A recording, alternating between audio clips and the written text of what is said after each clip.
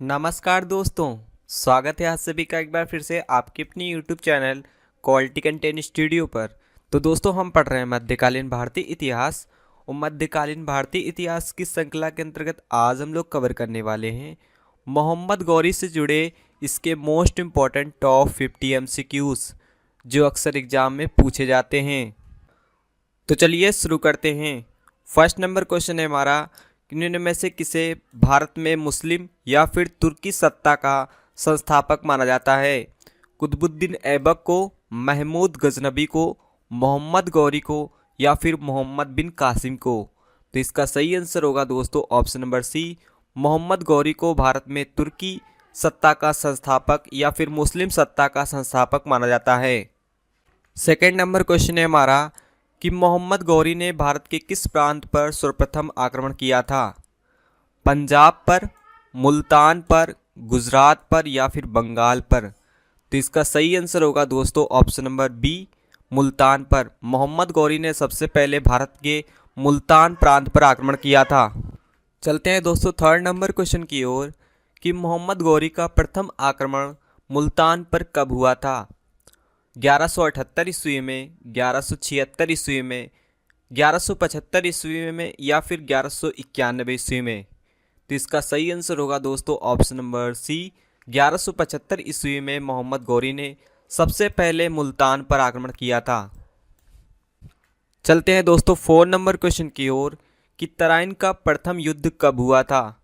1178 में, 1175 में, 1192 में या फिर 1191 में? तो इसका सही आंसर होगा दोस्तों 1191 ईस्वी में तराइन का प्रथम युद्ध हुआ था। 5 नंबर क्वेश्चन है हमारा कि तराइन का द्वितीय युद्ध किसके मध्य हुआ था? तो इसका सही आंसर होगा दोस्तों तराइन का द्वितीय युद्ध मोहम्मद गौरी और पृथ्वीराज चौहान के मध्य हुआ था। तो इसका सही आंसर हो जाएगा option number D. 6 number question है हमारा कि निम्नलिखित में से मोहम्मद गौरी किस वंश का शासक था? गुलाम वंश, तुगलक वंश, शमसवानी वंश या फिर सैयद वंश? इसका सही आंसर होगा दोस्तों ऑप्शन नंबर सी, शमसवानी वंश का शासक था मोहम्मद गौरी। चलते हैं दोस्तों 7 नंबर क्वेश्चन की ओर कि मोहम्मद गौरी का पूरा नाम क्या था? जलालुद्दीन मोहम्मद गौरी, शमसुद्दीन मोहम्मद गौरी, गयासुद्दीन मोहम्मद गौरी या फिर शहाबुद्दीन मोहम्मद गौरी? तो इसका सही आंसर होगा दोस्तों option number D, Mohammad Ghori का पूरा नाम शहाबुद्दीन मोहम्मद गौरी था। 8 नंबर क्वेश्चन है हमारा कि तबकात-ए-नासरी के लेखक कौन हैं?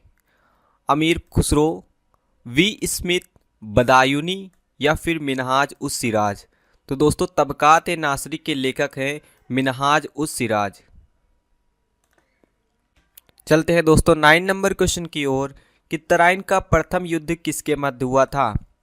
मोहम्मद गौरी और पृथ्वीराज चौहान के मध्य, महमूद गजनबी और पृथ्वीराज चौहान के मध्य, मोहम्मद गौरी और इब्राहिम लोधी के मध्य या फिर मोहम्मद गौरी और कुतुबुद्दीन ऐबक के मध्य? तो इसका सही आंसर होगा दोस्तों option number A, Mohammad Ghori और पृथ्वीराज चौहान के मध्य पानीपत का प्रथम युद्ध और पानीपत का दूसरा युद्ध भी इन दोनों के बीच हुआ था। 10 नंबर क्वेश्चन है हमारा कि निम्नलिखित में से किस युद्ध के पश्चात भारत में पहली बार मोहम्मद गौरी ने मुस्लिम सत्ता स्थापित की थी? यानी कि किस युद्ध के बाद भारत में मुस्लिम सत्ता सर्वप्रथम स्थापित हुई थी?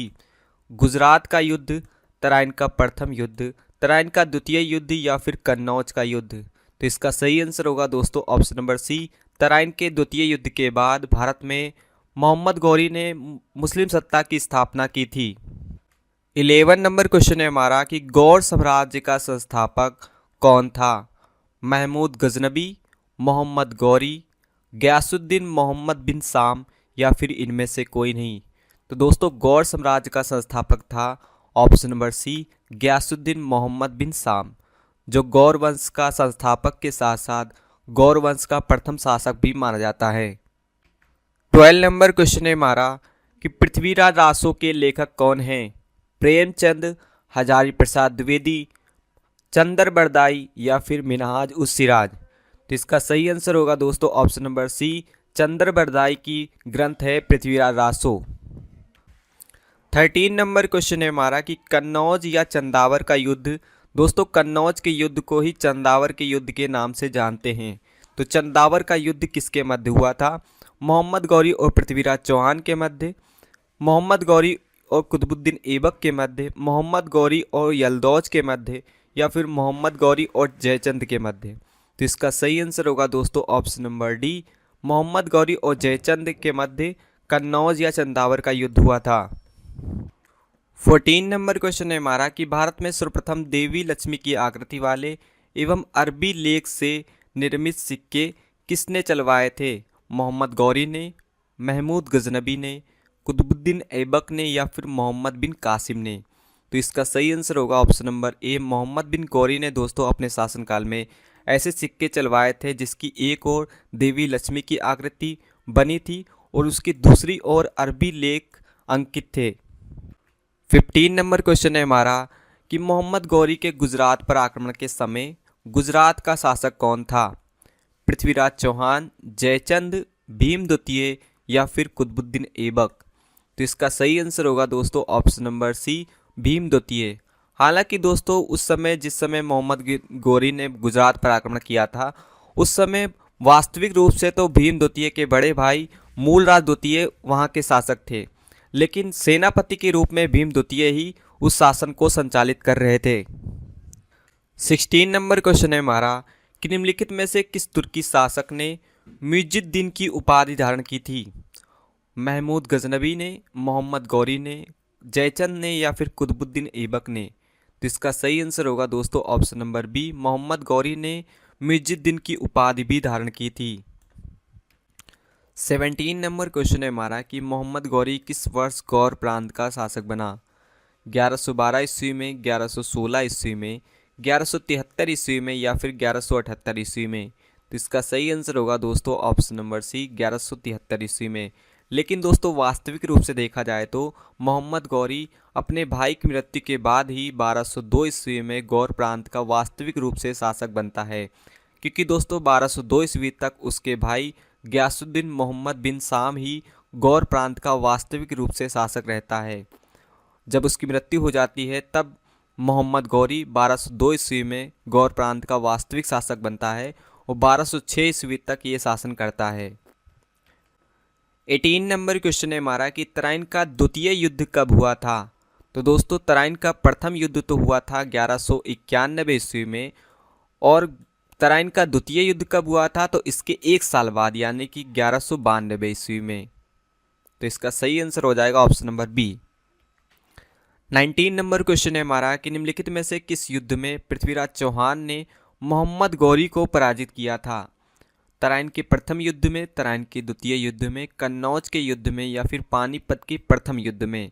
तो इसका सही आंसर होगा दोस्तों ऑप्शन नंबर ए, तराइन के प्रथम युद्ध में मोहम्मद गौरी को पराजित किया था पृथ्वीराज चौहान ने। 20 नंबर क्वेश्चन है हमारा कि मोहम्मद गौरी था एक कट्टर सुन्नी मुसलमान, गौर वंश का शासक, उपर्युक्त दोनों, या फिर इनमें से कोई नहीं। तो इसका सही आंसर होगा दोस्तों ऑप्शन नंबर सी, उपर्युक्त दोनों, यानी कि वह एक कट्टर सुन्नी मुसलमान भी था, इसके अलावा वो गौर वंश का शासक भी माना जाता है। 21 नंबर क्वेश्चन है हमारा कि भारत पर आक्रमण करने से पहले मोहम्मद गौरी कहाँ का शासक था? ईरान का, या फिर अफगानिस्तान की राजधानी काबुल का, अफगानिस्तान के प्रांत गौर का, या फिर अरब का। तो इसका सही आंसर होगा दोस्तों ऑप्शन नंबर सी, गौर प्रांत का शासक था भारत पर आक्रमण करने से पहले मोहम्मद गौरी। 22 नंबर क्वेश्चन है हमारा कि भारत में तुर्क राज की स्थापना किसने की थी? महमूद गजनबी ने, मोहम्मद गौरी ने, कुतुबुद्दीन ऐबक ने, या फिर मोहम्मद बिन कासिम ने। तो इसका सही आंसर होगा दोस्तों option number B, Mohammad Ghori ने भारत में पहली बार तुर्क राज की स्थापना की थी। 33 नंबर क्वेश्चन है हमारा कि मोहम्मद गौरी किस दर्रे से होता हुआ मुल्तान और कच्छ पहुंचा था? बुर्जिल दर्रे से, गोमल दर्रे से, नाथुला दर्रे से, या फिर इनमें से कोई नहीं। तो इसका सही आंसर होगा दोस्तों ऑप्शन नंबर बी, गोमल नामक दर्रे से होता हुआ मोहम्मद गौरी भारत के मुल्तान और कच्छ की पहाड़ी तक पहुंचा था। 24 नंबर क्वेश्चन है हमारा कि जम्मू के शासक राजा चंद्रदेव ने मोहम्मद गौरी को किसके विरुद्ध आक्रमण करने के लिए निमंत्रण दिया था? लक्ष्मण सेन के विरुद्ध, हेमराज के विरुद्ध, जयचंद्र के विरुद्ध या फिर खुसरो मलिक शाह के विरुद्ध? इसका सही आंसर होगा दोस्तों option number D, Khusro Malik Shah को पराजित करने के लिए जम्मू के राजा चंद्रदेव ने मोहम्मद गौरी को आमंत्रित किया था। 25 नंबर क्वेश्चन है हमारा कि मोहम्मद गौरी ने खुसरो मलिक शाह को बंदी बनाकर उसकी हत्या कब की थी? 1175 ईस्वी में, 1192 ईस्वी में, 1191 ईस्वी में या फिर 1193 ईस्वी में? तो इसका सही आंसर होगा दोस्तों ऑप्शन नंबर बी, 1192 ईस्वी में मोहम्मद गौरी ने खुसरो मलिक शाह की हत्या कर दी थी। 26 नंबर क्वेश्चन है हमारा कि तराइन की दूसरी लड़ाई में यानी कि तराइन के द्वितीय युद्ध में पृथ्वीराज चौहान को किसने पराजित किया था? तो दोनों ही युद्ध दोस्तों पृथ्वीराज चौहान और महमूद गौरी के मध्य लड़े गए थे, जिसमें प्रथम युद्ध में पृथ्वीराज चौहान विजयी हुआ था और दूसरे युद्ध में विजयी हुआ था option number A, Mohammad Ghori. Mohammad Ghori ने दोस्तों दूसरी लड़ाई में तराइन की पृथ्वीराज चौहान को पराजित कर दिया था। 27 नंबर क्वेश्चन है हमारा कि पृथ्वीराज चौहान को कैद कर अजमेर ले जाया गया, जहां पर उसने गौरी के अधीनस्थ कुछ वर्षों तक शासन किया। यह कथन किसका है? अलबरूनी का, हसन निज़ामी का, अमीर खुसरो का या फिर बदायूनी का? तो इसका सही आंसर होगा दोस्तों ऑप्शन नंबर बी, हसन निज़ामी का यह कथन है। 28 नंबर क्वेश्चन है हमारा कि उत्तर भारत पर तुर्कों की विजय का एक महत्वपूर्ण पहलू नगरीय क्रांति थी। यह कथन किसका है? हसन निज़ामी का, अमीर खुसरो का, एम हबीब का या फिर यूसुफ हुसैन का? तो इसका सही आंसर होगा दोस्तों ऑप्शन नंबर सी, एम हबीब का यह कथन है। 29 नंबर क्वेश्चन है हमारा कि मोहम्मद गौरी के कन्नौज पर आक्रमण के समय वहां पर किस वंश का शासक था? प्रतिहार वंश का, पाल वंश का, चंदेल वंश का या फिर गहड़वाल वंश का? तो इसका सही आंसर होगा दोस्तों ऑप्शन नंबर डी, गहड़वाल वंश का शासन था जिस समय मोहम्मद गौरी ने कन्नौज पर आक्रमण किया था। 30 नंबर क्वेश्चन है हमारा कि मोहम्मद गौरी ने किस युद्ध में जयचंद को पराजित किया था? तो दोस्तों महमूद गौरी और जयचंद के मध्य कौन सा युद्ध लड़ा गया था? तो इसका सही आंसर होगा ऑप्शन नंबर सी, चंदावर का युद्ध। चंदावर के युद्ध में दोस्तों महमूद गौरी विजयी हुआ था। 31 नंबर क्वेश्चन है हमारा कि मोहम्मद गौरी के शासनकाल में बिहार और बंगाल को जीतने वाला तुर्की सेनापति कौन था? कुतुबुद्दीन ऐबक, मोहम्मद शाह, बख्तियार खिलजी या फिर इनमें से कोई नहीं? तो इसका सही आंसर होगा दोस्तों option number C, Bakhtiyar Khilji. 32 नंबर क्वेश्चन है हमारा कि बख्तियार खिलजी के बंगाल पर आक्रमण के समय वहां का शासक कौन था? यानी कि जिस समय बख्तियार खिलजी ने बंगाल पर आक्रमण किया था उस समय वहां का शासक कौन था? Option number A, Lakshman Sen, option number B, Jaipal या फिर ऑप्शन नंबर सी, जयचंद या फिर ऑप्शन नंबर डी, भीम द्वितीय?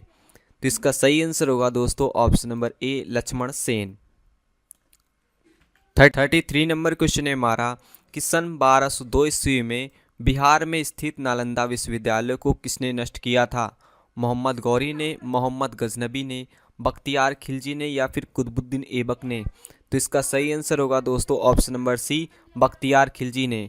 दोस्तों बख्तियार खिलजी ने 1202 ईस्वी में बिहार के पटना नामक स्थान पर स्थित नालंदा विश्वविद्यालय की सभी किताबों को जलाकर उसे नष्ट कर दिया था। 34 नंबर क्वेश्चन है हमारा कि किस युद्ध में मोहम्मद गौरी ने कुतुबुद्दीन ऐबक की वीरता से प्रभावित होकर उसे अपने भारतीय प्रदेशों का सूबेदार नियुक्त किया था? तराइन का द्वितीय युद्ध, तराइन का प्रथम युद्ध, पानीपत का प्रथम युद्ध या फिर चंदावर का युद्ध? तो इसका सही आंसर होगा दोस्तों ऑप्शन नंबर ए, तराइन के द्वितीय युद्ध में पृथ्वीराज चौहान को हराने के बाद दोस्तों मोहम्मद गौरी ने कुतुबुद्दीन ऐबक को अपने कई प्रांतों को सौंपा था और उनकी सूबेदारी भी कुतुबुद्दीन ऐबक को उसने दी थी। 35 नंबर क्वेश्चन है हमारा कि भारत में मोहम्मद गौरी ने किसको प्रथम अक्ता प्रदान किया था? महमूद गजनबी को, इल्तुतमिश को, कुतुबुद्दीन ऐबक को या फिर यलदौज को?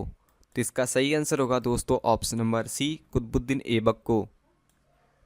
36 नंबर क्वेश्चन है हमारा कि मोहम्मद गौरी ने अपना सैनिक मुख्यालय कहां पर स्थापित किया था? पंजाब में, गुजरात में, उदयपुर में या फिर इंद्रप्रस्थ में? तो इसका सही आंसर होगा दोस्तों ऑप्शन नंबर डी, इंद्रप्रस्थ में। 37 नंबर क्वेश्चन है हमारा कि मोहम्मद गौरी का सबसे महत्वपूर्ण अभियान या महत्वपूर्ण आक्रमण कौन सा था? तराइन का द्वितीय युद्ध, तराइन का प्रथम युद्ध, चंदावर का युद्ध या फिर गुजरात अभियान? तो इसका सही आंसर होगा दोस्तों ऑप्शन नंबर ए, तराइन का द्वितीय युद्ध, कि इस युद्ध के बाद ही भारत में पहली बार मुस्लिम सत्ता स्थापित हुई थी। 38 नंबर क्वेश्चन है हमारा कि किस युद्ध के पश्चात मोहम्मद गौरी के लिए दिल्ली का क्षेत्र खुल गया था? तो इसका सही आंसर होगा दोस्तों ऑप्शन नंबर डी, तराइन के द्वितीय युद्ध के बाद दिल्ली का क्षेत्र मोहम्मद गौरी के लिए खुल गया था, यानी कि अब वो दिल्ली के क्षेत्र को भी जीत सकता था। 39 नंबर क्वेश्चन है हमारा कि पृथ्वीराज चौहान के विरुद्ध लड़ने के लिए किस राजपूत शासक ने मोहम्मद गौरी को आमंत्रित किया था? तो दोस्तों पृथ्वीराज चौहान के विरुद्ध आक्रमण करने के लिए भारत के किस राजपूत राजा ने मोहम्मद गौरी को आमंत्रित किया था? तो इसका सही आंसर होगा दोस्तों ऑप्शन नंबर सी, जयचंद ने। हालांकि दोस्तों बाद में जयचंद के विरुद्ध भी मोहम्मद गौरी आक्रमण करता है और जयचंद को भी चंदावर के युद्ध में पराजित करता है। 40 नंबर क्वेश्चन है हमारा कि गलत कथन को चुनिए। एक तरफ युद्ध दिए गए हैं और दूसरी तरफ उससे संबंधित वर्ष दिया गया है।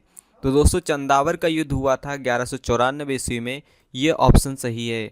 गुजरात पर मोहम्मद गौरी ने आक्रमण किया था 1178 ईस्वी में, ये भी ऑप्शन सही है। तराइन का प्रथम युद्ध 1191 ईस्वी में हुआ था, ये भी ऑप्शन सही है। तो इस प्रकार इसका गलत आंसर हो जाएगा ऑप्शन नंबर डी, तराइन का द्वितीय युद्ध हुआ था दोस्तों 1192 ईस्वी में, न कि 1193 ईस्वी में। 41 नंबर क्वेश्चन है हमारा कि निम्न में से कौन मोहम्मद गौरी का दास था? बख्तियार खिलजी, कुतुबुद्दीन ऐबक, उपर्युक्त दोनों या फिर इनमें से कोई नहीं? तो इसका सही आंसर होगा दोस्तों ऑप्शन नंबर सी, उपर्युक्त दोनों, यानी कि बख्तियार खिलजी और कुतुबुद्दीन ऐबक दोनों ही मोहम्मद गौरी के दास थे। 42 नंबर क्वेश्चन है हमारा कि मोहम्मद गौरी का दूसरा आक्रमण किस राज्य पर हुआ था? तो दोस्तों पहला आक्रमण हुआ था मुल्तान के विरुद्ध और दूसरा आक्रमण हुआ था ऑप्शन नंबर ए, गुजरात के विरुद्ध।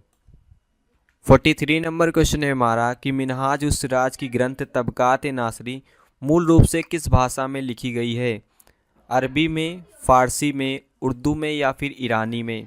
तो इसका सही आंसर होगा दोस्तों ऑप्शन नंबर ए, अरबी भाषा की ग्रंथ है मिनहाज उस सिराज। 44 नंबर क्वेश्चन है हमारा कि मोहम्मद गौरी का अंतिम अभियान या अंतिम आक्रमण किसके विरुद्ध हुआ था? खोखर जनजात के विरुद्ध, गहड़वाल के विरुद्ध, जाट के विरुद्ध या फिर इनमें से कोई नहीं? तो इसका सही आंसर होगा दोस्तों ऑप्शन नंबर ए, खोखर जनजात के विरुद्ध हुआ था। 45 नंबर क्वेश्चन है हमारा कि भारतीय राजा पृथ्वीराज चौहान को किस अन्य नाम से भी जाना जाता है? पृथ्वीराज प्रथम, पृथ्वीराज द्वितीय, पृथ्वीराज तृतीय या फिर पृथ्वीराज पंचम?